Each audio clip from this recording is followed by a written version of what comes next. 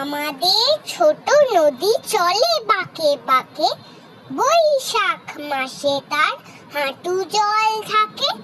পার হয়ে যায় গরু, পার হয় গাড়ি, দুই ধার উঁচু তার, ঢালু তার পাড়ি। চিক চিক করে বালি, কোথা নাই কাদা, এক ধারে কাশবন, ফুলে ফুলে সাদা। কিচিমিচি করে সেথা শালিকের ঝাঁক, রাতে ওঠে থেকে থেকে শেয়ালের হাঁক।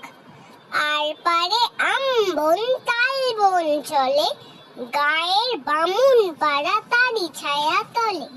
তীরে তীরে ছেলে মেয়ে নাহিবার কালে, গামছায় জল ভরি গায়ে তারা ঢালে।